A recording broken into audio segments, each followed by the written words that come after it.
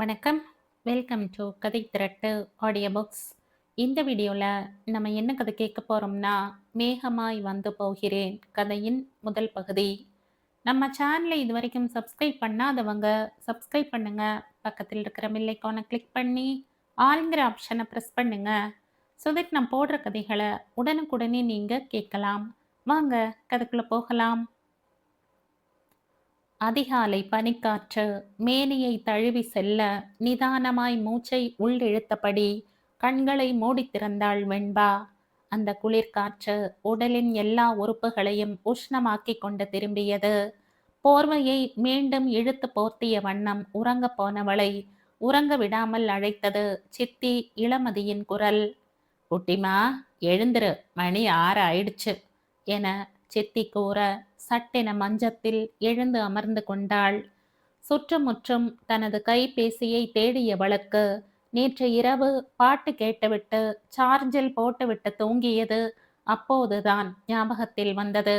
சித்திக்கு தெரிந்தால் அவ்வளவுதான் என்று தோன்றிய மறுகணம் மஞ்சத்தை விட்டு தாவி எழுந்தவள் சுவிட்ச் ஆஃப் செய்து கைபேசியை சார்ஜரை விட்டு கழற்றி வைத்துவிட்டு குளியல் அறைக்குள் புகுந்தாள். யாரோ ஒருவன் தன் கைபேசியை இரவில் சார்ஜ் போட்டுவிட்டு உறங்கியதில் அந்த செல்போன் வெடித்து அவனும் செத்து போய் விட்டானாம் என்ற செய்தியை எப்போது கேள்வியுற்றாளோ அன்றில் இருந்து வீட்டில் இரவு 9 மணிக்கு மேல் யாரும் செல்போனை சார்ஜ் செய்யக்கூடாது என்பது சித்தியின் எழுதப்படாத சட்டம். சித்தப்பா ரத்தினவேலுவுக்கும் கூட. காலை கடன்களை முடித்துவிட்டு கல்லூரி செல்வதற்காக தயாராகி வந்தவளை வரவேற்றது சித்தியின் மணக்கும் ஏலக்காய் தேநீர். அதை வாங்கி மூச்சை உள்ளிழுத்து மோப்பம் பிடித்தவள் ரசித்து பருகினாள். கண்டியின் குளிர்கால நிலைக்கு சித்தியின் தேநீர் இதமாக தொண்டைக்குள் இறங்கியது. குட்டிமா என்றவர் அவள் அருகில் அமர்ந்து கொள்ள தேநீரை பருகிக் கொண்டே என்ன என்பதை போல் பார்த்தாள். இன்னைக்கு பிப்ரவரி 14, மறந்துட்டியா என்று அவர் கேட்கையில்தான் இன்று அவளது தாயார் இலக்கியாவின் பிறந்த நாள் என்று. அச்சோ சித்தி, அம்மா பர்த்டே இன்னைக்கு. அம்மா வேற நான் பேசலைன்னு பார்த்துக்கிட்டு இருப்பாங்க என்றவள் அந்த நிமிடமே ஊரில் இருக்கும் தன் தாய்க்கு அழைப்பெடுத்து வாழ்த்து கூறியவள் அடுத்த விடுமுறைக்கு வருவதாக கூறி சித்தியிடம் செல்போனை கொடுக்க சித்தி கவின் இருவரும் அவர்களது வாழ்த்தை தெரிவித்தனர். கல்லூரி செல்ல நேரமாவதை உணர்ந்தவள் தன் அறைக்குள் சென்று சைடு பேக்கை எடுத்து மாட்டிக்கொண்டு பள்ளி செல்ல தயாராகி இருந்த சித்தி மகன் கவினையும் அழைத்து கொண்டு பேருந்து நிலையம் நோக்கி நடந்தாள். வெண்பா பிறந்தது வளர்ந்தது எல்லாமே ஹட்டன் பிரதேசத்தில் ஒரு ஊரில்தான்.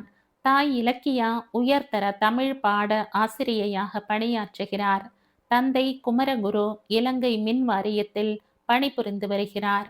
வெண்பாவின் தாயும் தந்தையும் அவளது சிறு வயதிலேயே விவாகரத்து செய்து பிரிந்து வாழ்ந்து வருகின்றனர். உயர்தரத்தில் வணிகத்துறையை தேர்வு செய்து சிறந்த முறையில் சித்தியடைந்தவள் பேராதனை பல்கலைக்கழகத்திற்கு தெரிவாகவே கண்டியில் இருக்கும் தனது தாயின் உடன்பிறப்பான இளமதியின் வீட்டில் தங்கியிருந்து மேற்படிப்பை தொடர்ந்தாள்.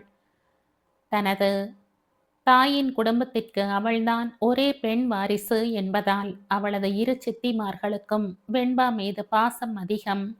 அன்றும் பல்கலைக்கழக வளாகத்தினுள் நுழைந்தவளது விழிகள் வழமை போல தன் மனம் கவர்ந்தவனையே தேடிக்கொண்டிருந்தன.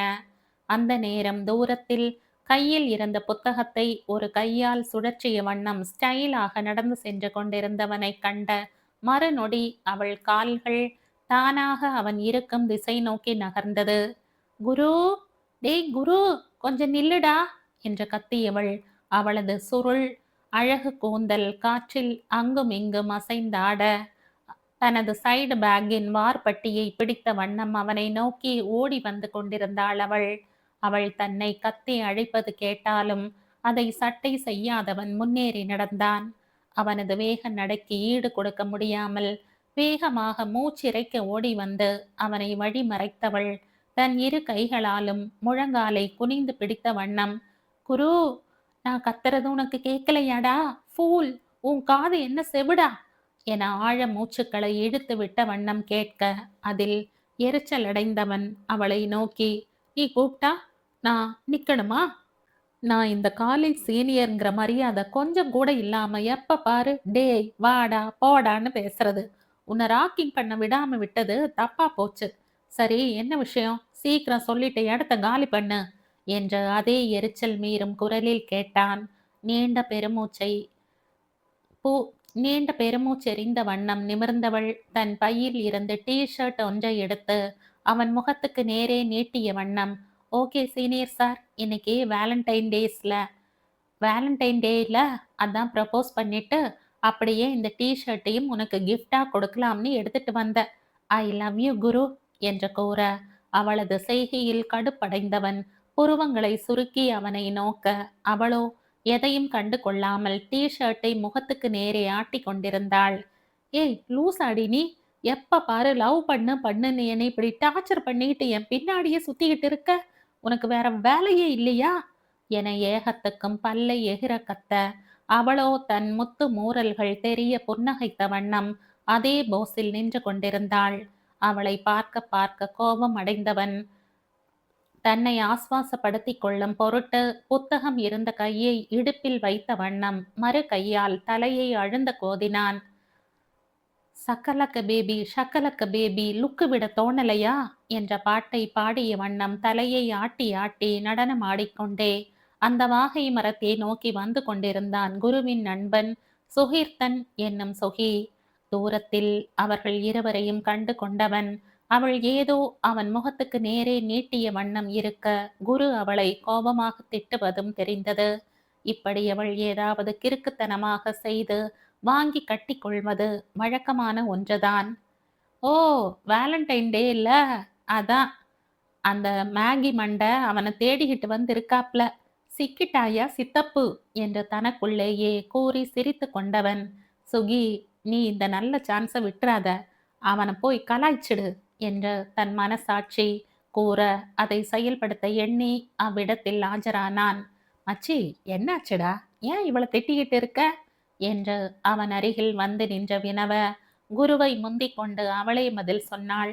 அத நான் சொல்ற சுக்குண்ணா என்று ஏதோ பெரிய அதிசயத்தை சொல்வதைப் போல விழி அகல அவனை நோக்க, அதுக்கு ஏமா என் பேரை சொல்ற, சுகீன்னு கூப்பிடு, இல்லைன்னா சுகீர்த்தன்னு என் முழு பேரை சொல்லி கூப்பிடு. அதை விட்டுட்டு எப்ப பாரு சுக்கு சுக்குன்னு ஏதோ வீட்டு வேலைக்காரனை கூப்பிடுற மாதிரி கூப்பிடுறையே. மா இது உனக்கே நல்லா இருக்கா என தன் முகத்தை பாவமாய் வைத்து கொண்டு கேட்க, உங்க மூஞ்சியே அப்படித்தானே சுக்குன்னா இருக்கு என்று கூலாக இவள் கூற, இவளுடன் வாதாடி பிரயோஜனம் இல்லை என தோன்ற மார்புக்கு குறுக்கே கையை கட்டிய வண்ணம் அவளை மேலே பேசுமாறு சைகை செய்தான். உங்களுக்குத்தான் தெரியுமே சுக்குண்ணா இந்த குருவை லவ் பண்றேன்னு, ஆனா இந்த லூசு அக்செப்ட் பண்ணிக்கவே மாட்டேங்கிறான் என அவள் இவனுக்கு காதலை சொன்னதையும் பரிசாக வழங்க டிஷர்ட் வாங்கிய கதையையும் அடுக்கிக் கொண்டே போனாள். அவன் முகத்துக்கு நேரே கையை நீட்டி கூற அவனை லூசி என்று கூறியதில் மேலும் கடுப்பான குரு தன் கையில் இருந்த புத்தகத்தால் அவளது தலையில் நங் நங் என்று அடித்த வண்ணம், நான் லூசாடி உனக்கு, செய்யற லூசுத்தனத்தை எல்லாம் நீ செஞ்சுக்கிட்டு என்ன லூசுன்னு சொல்றியா? டிஷர்ட்டை சுருட்டி கசக்கி அழுக்கு துணி மாதிரி பேக்ல போட்டுக்கிட்டு வந்து இப்படியே எடுத்து நீட்டுற, இதுதான் நீ ஒருத்தருக்கு கிஃப்ட் கொடுக்கிற லட்சணமா? ஒருத்தருக்கு கிஃப்ட் எப்படி கொடுக்கணும்னு கூட தெரியாது, இதுல என்ன லூசுன்னு சொல்ற, நீதாண்டி லூசு என்ற கூற அவள் தலையை பிடித்த வண்ணம் குனிந்து கொண்டே போனாள். இதை கேட்டு கொண்டிருந்த சுகீர்த்தனுக்கு அவனை கலாய்க்க ஒரு வாய்ப்பு கிடைக்க குருவின் ஒரு புறத்தோளை தொட அவனை திரும்பி கேள்வியாய் நோக்க, உனக்கு அவ கிஃப்ட் கொடுத்ததுக்கு கோவப்படுறியா இல்ல அவ ஒழுங்கா கொடுக்கலைன்னு கோவப்படுறியா என புரியாமல் கேட்க, அவன் கேட்ட கேள்வியை தன் காதுகளுக்குள் உள் வாங்கி கொண்டவள் சட்டென நிமிர்ந்த குருவை நோக்கி, அப்போ உனக்கு இந்த கிஃப்ட் பிடிச்சிருக்கு, அதை அழகா பேக் பண்ணி கொடுக்கலைன்னு தான் கோபமா இருக்க, கரெக்ட் என தன் கரு விழிகளை உருட்டிய வண்ணம் கூற, அவள் கூறிய விதத்தில் சுகீர்த்தனுக்கு குபீர் என்று சிரிப்பொன்று எட்டி பார்த்தது.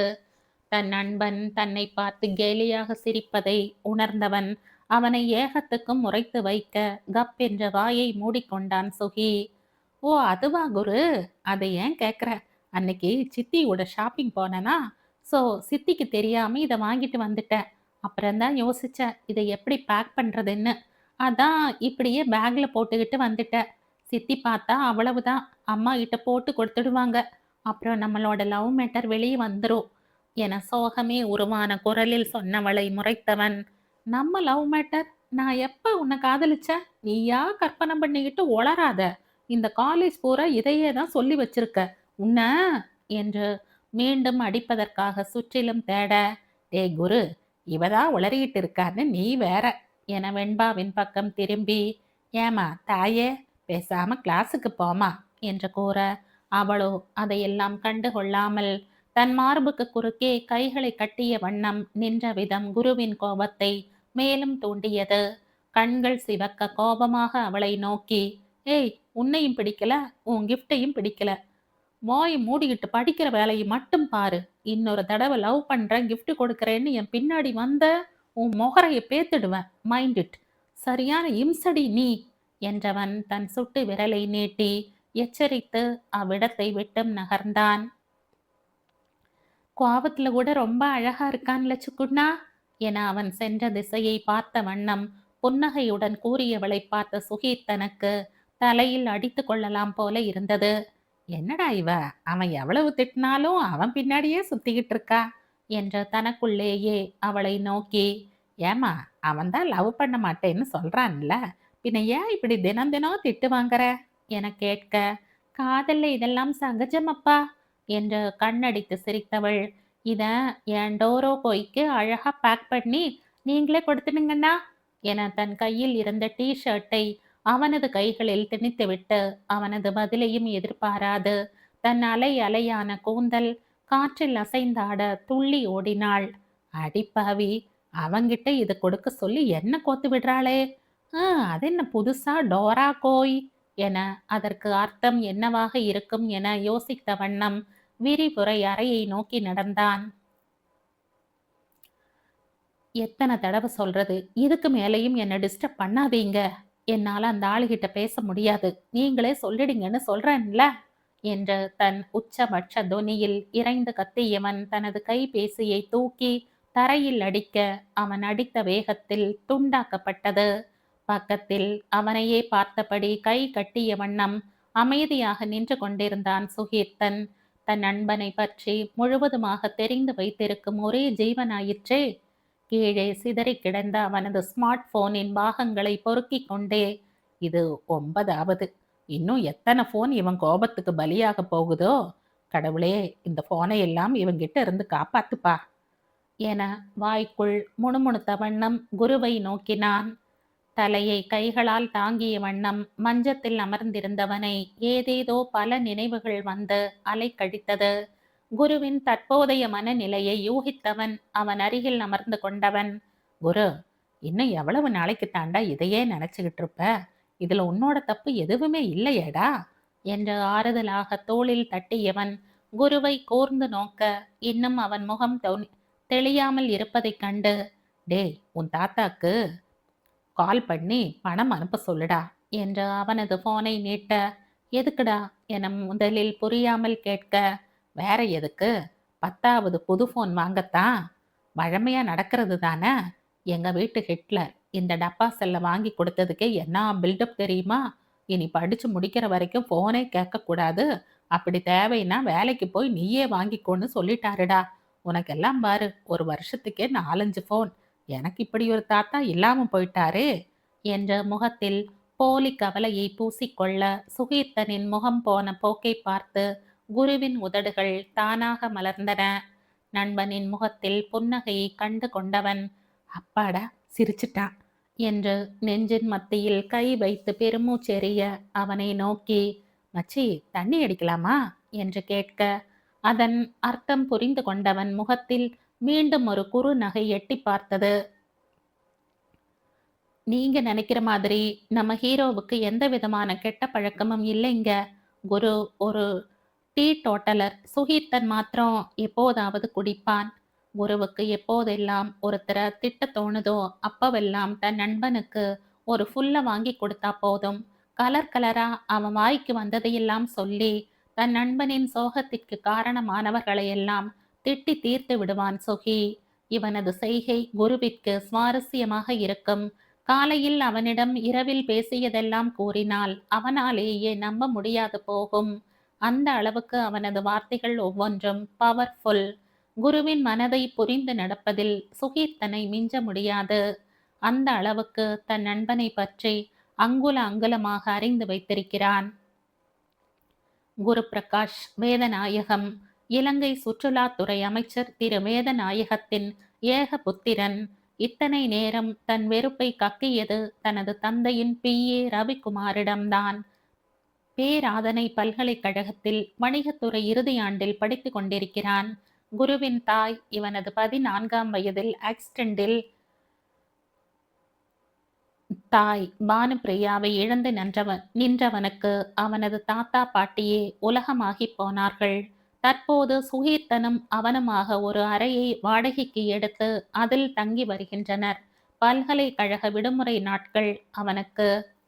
பொலன் நறுவை தாத்தா வீட்டில்தான்.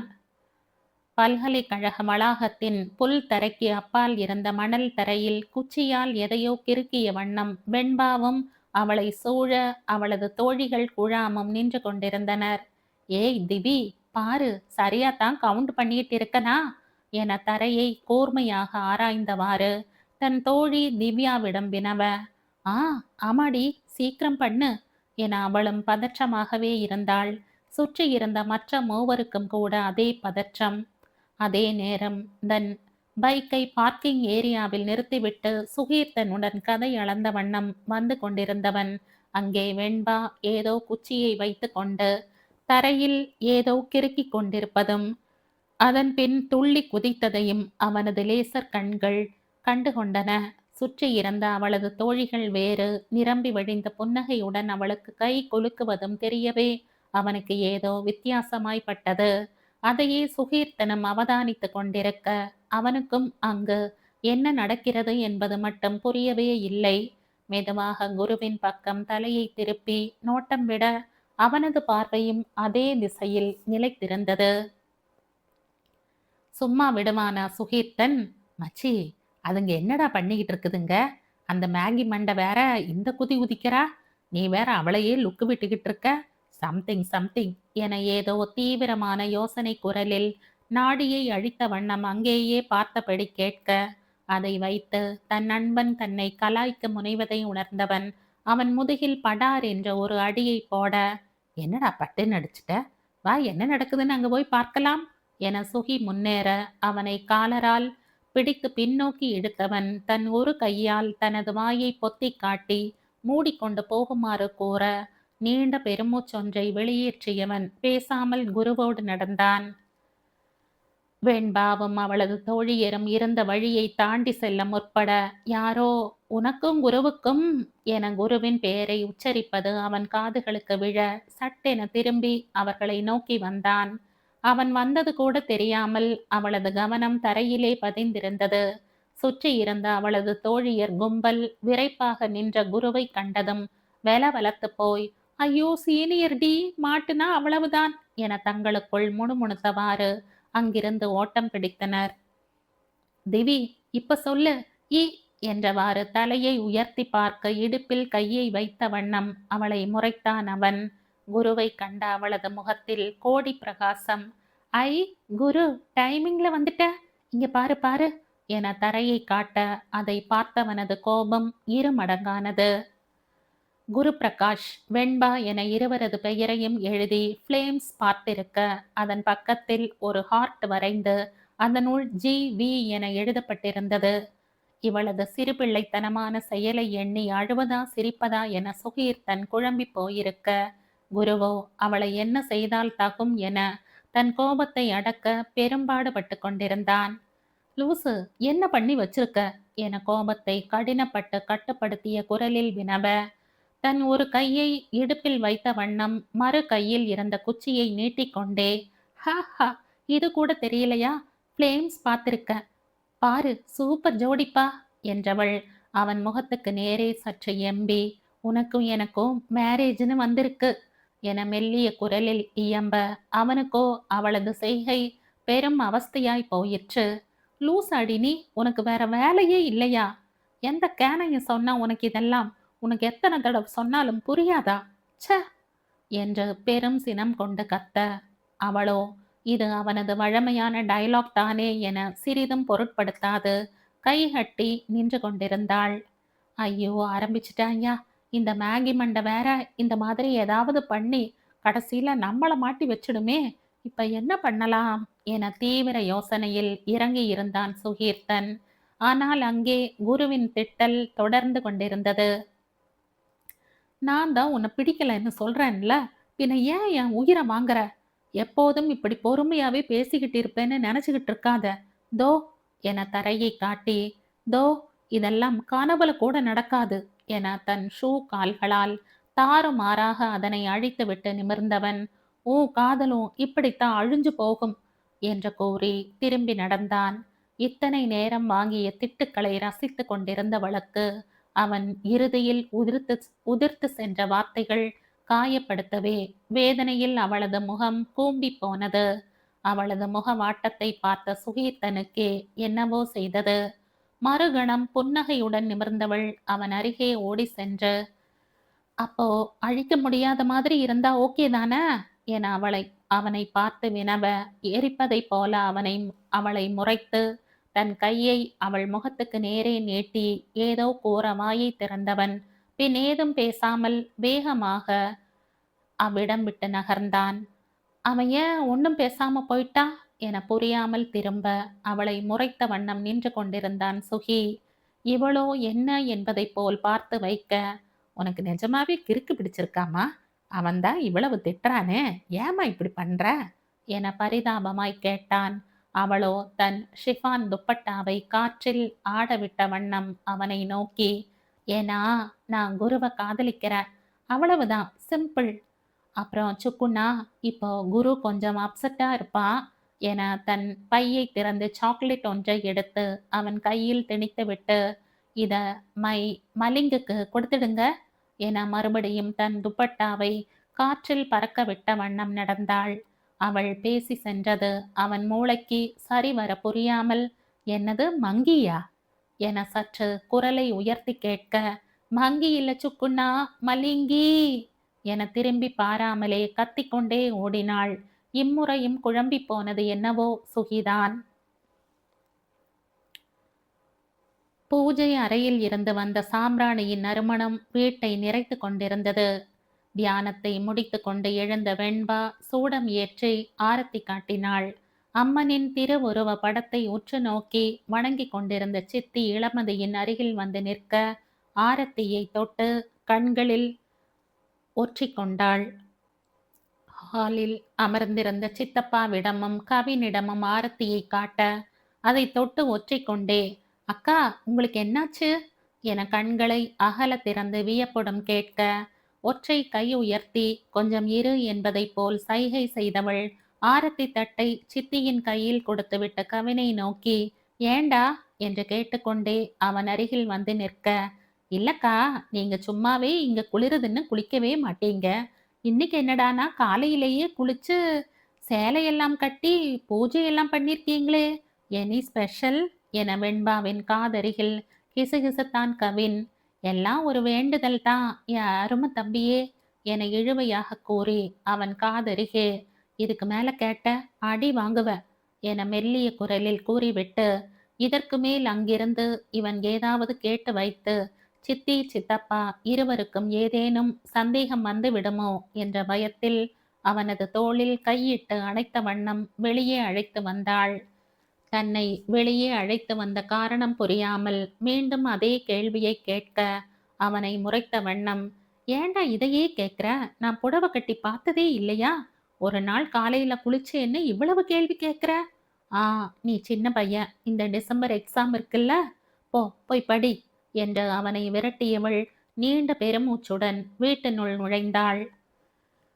காலை உணவை முடித்தவளுக்கு எப்படியாவது வீட்டில் இருந்து வெளியேற வேண்டிய அவசியம்.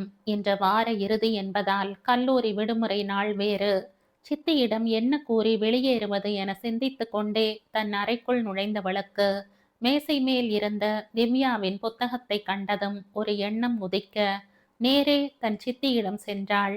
மடித்து வைத்த துணிகளை அடுக்கிக் கொண்டிருந்த சித்தியின் அருகில் சென்று, சித்தி என மெதுவாக அழைக்க, என்னம்மா என திரும்பாமலே கேட்டார். நம்ம அவளோட திவி இருக்காள்ல, அவளோட புக் ஒண்ணு என்கிட்ட இருக்கு. அது அர்ஜென்ட்டா வேணும்னு கேட்டா. நான் அவ வீடு வரைக்கும் போய் கொடுத்துட்டு வரட்டுமா சித்தி? என தட்டு தடுமாறி ஒருவாறு கேட்டு முடிக்க, நீ ஏம்மா அவ்வளவு தூரம் போகணும்? அதான் கவின் இருக்கானே, அவன்கிட்ட சொன்னா கொடுத்துட்டு வந்துட போறான். என அவர் சாதாரணமாக கூற, இவளுக்குத்தான் உள்ளே பக் பக் என்றது. இல்ல சித்தி, குரூப் அசைன்மெண்ட் இருக்கு. அதான் அவ வீட்டுக்கு போனா செய்ய ஈஸியா இருக்கும்ல, நானே போறேன் சித்தி என சமாளித்து கூறி முடித்தவளை வித்தியாசமாக நோக்கினார் இளமதி. வெண்பா இதுவரை எந்த தோழியையும் சந்திக்க அனுமதி கோரியதே இல்லை. அவளது தோழி திவ்யாவை மாத்திரம்தான் வீட்டுக்கு அழைத்து வந்திருக்கிறாள். இவரே கூறினால் கூட அவ்வளவு தூரமெல்லாம் என்னால நடக்க முடியாது என்று சொல்லிவிடுவாள். பொதுவாக வெளியே எங்கேயும் போவதை அவள் அவ்வளவாக விரும்புவதில்லை. இன்று காலை முதல் அவளது செயல்கள் யாவும் சற்று வித்தியாசமாய்த்தான் அவருக்கு தோன்றியது. இருந்தாலும் மறுப்பேதும் கூறாது சம்மதமாக தலையாட்டினார். தனக்கு தேவையானவற்றை எடுத்துக்கொண்டு வெளியேறியவளை அழைத்த இளமதி, அன்னைக்கு சமன்குமாரி அக்கா வெளித்தலப்பை கொண்டு வந்து கொடுத்தாங்க. நம்ம திவிக்கு ரொம்ப பிடிக்கும்ல, போய் இதை அவளுக்கு கொடுத்துடு என்ற ஒரு டப்பாவை அவள் கைகளில் கொடுக்க, அதையும் தன் பையினுள் போட்டுக்கொண்டு கிளம்பினாள். வெளித்தலப்பை என்பது அரிசி, மா மற்றும் தேங்காய் கலந்து செய்யப்படும் ஒருவித இனிப்பு பண்டம். இது இலங்கை சிங்கள மக்களின் பிரசித்தமான உணவு வகைகளில் ஒன்று. ஐயையோ, இவ இதுக்கு இப்போ கோல் பண்ணிக்கிட்டு இருக்கா? இவன் பார்த்தா என்னத்தானே வச்சு செய்வான் என எண்ணியவன் வைப்ரேட் மோடில் இருந்த செல்லை எடுத்து பார்த்தவன் அழைப்பை ஏற்காமல் தன் பேண்ட் பாக்கெட்டில் போட்டுவிட்டு அமைதியாக நின்றான் சுகீர்த்தன். மீண்டும் மீண்டும் அவனது செல்போன் அதிர ஒரு கட்டத்தில் பொறுமை இழந்தவன் குருவின் காதருகே, குரு நீ சாமி கும்பிட்டுட்டு வெயிட் பண்ணு, ஒரு அர்ஜென்ட் கோல் பேசிட்டு வந்துடுறேன் என கூற, அவனது தலையசைப்பை பதிலாக பெற்றவன் கோயிலை விட்டும் வெளியே வந்தான். இவ வேற என அழைப்பை ஏற்றவன், எதுக்கு இப்போ கோல் பண்ணிக்கிட்டு இருக்கா? எடுக்கலைன்னா பிஸியா இருக்கேன்னு தெரியலையா? நீதான் கோல் பண்றேன்னு தெரிஞ்சா என்னத்தான் திட்டுவான். நிலம புரியாம நீ வேற ஏமா என ஆரம்பத்தில் கத்தியவன் இறுதியில் அமைதியாகவே வினவினான், சுக்குனா இன்னைக்கு குருவோட பிறந்த நாள்ல என்று கேட்டவளது குரலில் மகிழ்ச்சி நிறைந்திருந்தது. அவளது குரலில் தெரிந்த மகிழ்ச்சியை தானும் உள்வாங்கிக் கொண்டவன், ஆமா அவனுக்கு பர்த்டே தான். ஏன் எதுவும் கிஃப்ட் வச்சிருக்கியாமா? நீ கிஃப்ட் கொடுக்கலைன்னா தான் ஆச்சரியம் என புன்னகை உடனே கூறினான். ஆமாண்ணா. சரி, நான் இப்ப குருவை பார்த்தாகணுமே, எங்கனா இருக்கீங்க நீங்க 2 பேரும் என கேட்டதும் அவனுக்கு புரிந்து விட்டது. இன்று குருவிடம் தனக்கு அடி வாங்கி தராமல் விடப்போவதில்லை என்று. அவர்கள் இருக்கும் இடத்தை சொல்ல மறுத்தவன் அவர்களை தேடி வர வேண்டாம் என எச்சரிக்க, அதற்கெல்லாம் அசருபவளா வெண்பா? அவனை இன்று சந்தித்தேயாக வேண்டும் என பிடிவாதம் பிடித்து ஒரு கட்டத்தில் கெஞ்சியவளை மறுக்க மனமின்றி வேறு வழியில்லாமல் அவர்கள் கோயிலில் இருப்பதை தெரிவிக்க உடனே புறப்பட்டு வந்தாள். கண்கள் மூடி தன் மனதில் இத்தனை நாட்கள் அரித்து கொண்டிருந்ததை கடவுளிடம் முறையிட்டு கொண்டிருந்தான் குரு. வேண்டுதலை முடித்தவன் கை கூப்பிய வண்ணம் தன் கண்களை திறக்க, இதழ்களில் புன்னகை பூசிய வண்ணம் அவன் முன்னே நின்றிருந்தாள் வெண்பா. அவளது அலை அலையான நீண்ட கூந்தலின் ஒரு பகுதியை தன் ஒரு பக்க மார்புக்கு மேலே போடப்பட்டிருக்க, முன் நெற்றியில் விழுந்த சிறு சுருள் கூந்தல் காற்றில் அசைந்தாடிய வண்ணம் இருக்க, முதல் முறை புடவையில் அன்ன பதுமை போல் நின்றவளை பார்த்தவன் ஒரு கணம் சித்தம் தடுமாறித்தான் போனான். அவன் இமைக்க மறந்து நிற்க, அவளோ மாறாத மின்னகையுடன் தன் மன்னவனையே பார்த்து நின்றாள். குரு தன்னை மறந்து நிற்கும் நிலையைக் கண்டு கள்ள சிரிப்பை சிந்திய சுகி தன் நண்பனின் காதருகில் கிசுகிசுத்து உணர்வு பெற வைத்தான். தன் மனம் சென்ற போக்கை எண்ணி தன்னையே கடிந்தவன் முடிந்த அளவு தன் முகத்தை விரைப்பாய் வைத்து கொண்டான். ஹாப்பி பர்த்டே குரு என வாழ்த்தி தன் சித்தி திவ்யாவிற்காக கொடுத்தனுப்பிய இனிப்பு அடங்கிய டப்பாவை நீட்ட, இன்று ஏனோ அவனுக்கு மறுக்க தோன்றவில்லை. சிறு புன்னகையுடன் நன்றி கூறியவன் அதை வாங்கிக் கொண்டான். முதல் முறையாக எந்த வாக்குவாதமும் இன்றி தான் கொடுத்ததை வாங்கியது மட்டுமின்றி அவன் சிரித்ததையும் எண்ணி மகிழ்ச்சி கடலில் மூழ்கினாள் வெண்பா. தன் நண்பனின் பார்வையில் வித்தியாசத்தை உணர்ந்து கொண்ட சுகீர் தனது முகத்தில் தானாக புன்னகை அரும்பியது. என்னம்மா வெண்பா, என்னென்னவோ gift கொடுத்துட்டு அவன் பர்த்டேக்கு இப்படி சில்வர் டப்பாவை கொடுக்கறையே என கேலி செய்ய, என்னண்ணா இப்படி சொல்லிட்டீங்க, இது ஸ்பெஷல் ஸ்வீட், சூப்பரா இருக்கும் என்றவாறு சுகியுடன் பேசியபடியே கோயிலை விட்டும் வெளியே வந்தனர். குருவின் பார்வை அடிக்கொரு தரம் அவளை பார்த்து மீண்டது. இதை சரியாக கண்டு கொண்டது சுகீர்த்தனே. எப்போதும் சிடு சிடுவென இருக்கும் விரைப்பு பேர்வழி குரு இன்று அமைதியாக இருப்பது வெண்பாவிற்கே ஆச்சரியமாக இருந்தது. அவளை கண்டாலே துரத்துபவன் இன்று மட்டும் இப்படி மௌனம் சாதிக்க காரணம் புரியவில்லை அவளுக்கு. ஆமண்ணா, நீங்களும் குருவும் அடிக்கடி இப்படித்தான் கோயிலுக்கு வருவீங்களா என்ற குருவின் முகத்தில் பார்வையை பதித்த வண்ணம் சுகீர்த்தனிடம் வினவினாள். அப்படியெல்லாம் இல்லம்மா, குருவோட ஒவ்வொரு பிறந்த நாளுக்கும் கோயில் வர்றது வழக்கம். எங்கிருந்தாலும் அவனோட பிறந்த நாளைக்கு கோயிலுக்கு போகாம மட்டும் இருக்க மாட்டான் என்ற கோயில் வந்ததற்கான காரணத்தை விளக்கினான் சுகி. அவளும் குருவிடம் அப்படியா என கேட்க, ஆமாம் என்பதை போல் தலையசைத்தவன், இது என் அம்மாவோட ஆசை, எல்லா பிறந்த நாளுக்கும் கண்டிப்பா கோயில் போகணும்னு சொல்வாங்க. அவங்க இருந்த வரைக்கும் என்னோட ஒவ்வொரு பிறந்த நாளுக்கும் அவங்க கூட நான் கோயிலுக்கு போவேன் என்றவனது குரலில் இழையோடு இருந்த வருத்தமும் கண்களில் தெரிந்த சோகமும் அவளை தாக்கியது. குருவின் மனநிலையை மாற்ற எண்ணி, அப்புறம் குரு, நாம எப்ப லவ்வர்ஸ் ஆக போறோம்? ஆல்ரெடி நீ என்னோட லவ்வர் தான் என தரையை பார்த்து குனிந்த வண்ணம் கூற, இத்தனை நேரம் அமைதியாக இருந்த குரு அவளது பேச்சில் கடுப்பானான்.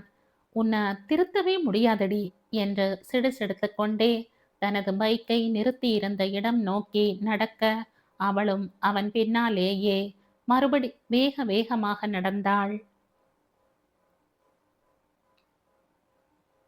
இந்த கதையின் தொடர்ச்சியை அடுத்த பதிவில் கேட்கலாம். நன்றி.